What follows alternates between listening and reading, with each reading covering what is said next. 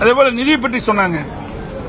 இன்றைக்கு 2014 2021 வரை மைய அரசுடைய வரி பகிர்வு அதிமுக ஆட்சியில் 5 ஆண்டு 2016 2017 2021 வரை இன்றைக்கு 1,33,590 கோடி மத்திய அரசின் வரி பகிர்வு. அதே திராவிட முன்னேற்ற கழக ஆட்சி 2021-22 முதல் 25-26 இன்று வரை மைய அரசுடைய வரி பகிர்வு 2,32,773 கோடி. இதுல பாத்தீங்கன்னா 99,000 கோடி கூடுதலா வந்திருக்குது.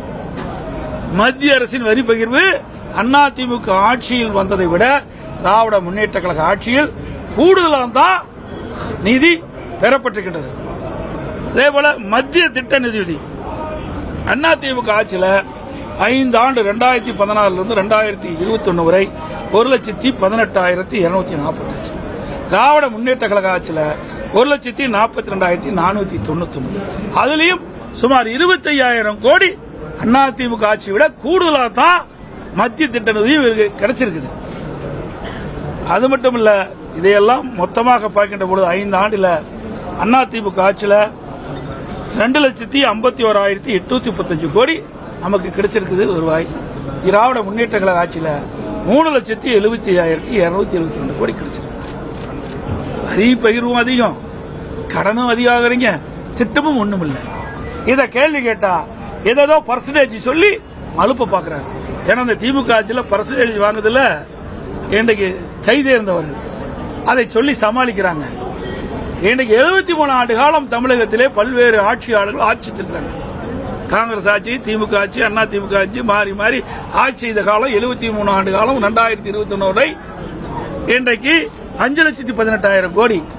அதுல மாண்புமிகு அம்மாவர்கள் தமிழகத்துடைய முதலமைச்சராக 2011 பொறுப்பேற்கின்ற பொழுது திராவிட முன்னேற்றத்துடைய கடன் 1,14,000 கோடி. அப்ப பார்க்கும்போது அதிமுக கடன் 4,10,000 கோடி தான் கருதுகிறேன். ஆக இந்த விவரத்தை சொன்னா உடனே நிதியமைச்சர் சொல்றார், நீங்க வாங்கின கடனுக்கு 1,40,000 கோடி வட்டி கட்டணும். நாங்க வாங்கின கடனுக்கு இல்ல, நீங்க வாங்கின கடனுக்கு சேர்த்து தான் அந்த வட்டி இருக்குது. அதிமுக ஆட்சியில் 10 ஆண்டு காலம் பல்வேறு திட்டங்களை கொண்டாந்தோம். பல்வேறு பாலங்கள், அது மட்டும் இல்ல கல்லூரிகள், நல்லா தெரியும் தடுப்பணைகள், இப்படி பல திட்டத்தை கொண்டு வந்தோம். அதோட மூலதன செலவு அதிகம். ஆனா திமுக ஆட்சியில் வருவாய் செலவு கூடி இருக்குது.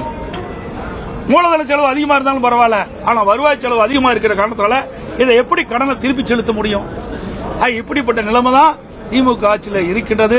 அது மட்டும் இல்ல, 2021 திராவிட முன்னேற்ற கழக தேர்தல் அறிக்கையில் திராவிட முன்னேற்ற கழகம் ஆட்சிக்கு வந்தா நிதி மேலாண்மை சரி செய்யப்படும், அதற்கென்று ஒரு நிதி மேலாண்மை குழு அமைக்கப்படும், நிபுணர் குழு அமைக்கப்படும். நிபுணர் குழு அமைச்சாங்க.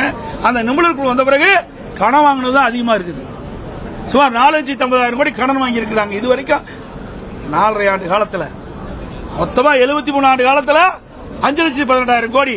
ஆனா திராவிட முன்னேற்ற கழகம் ஆட்சிக்கு வந்து 4.5 ஆண்டு காலத்தில் 4,50,000 கோடி கடன் வாங்கி இருக்கிறாங்க.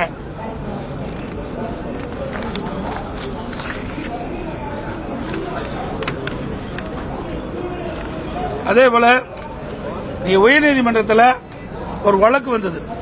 சாத்தூர் நகராட்சியில் ஓய்வு பெற்ற ஒரு அரசு ஊழியர் அவர்கள் ஓய்வூதியம் தனக்கு கிடைக்கவில்லை என்று ஒரு வழக்கு தொடர்ந்தார்.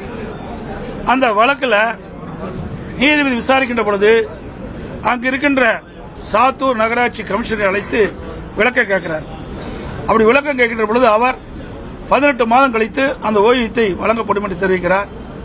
அதோடு ஏன் அவ்வளவு காலம் என்று நீதியரசர் கேட்கின்ற பொழுது தற்போது அந்த நகராட்சியிலே பணம் இல்லை, நிதி இல்லை என்று பிளே ஸ்டோர் மற்றும் ஆப் ஸ்டோரில் இருந்து பாலிமர் செயலியை QR கோடு மூலம் பதிவிறக்கம் செய்யுங்கள்.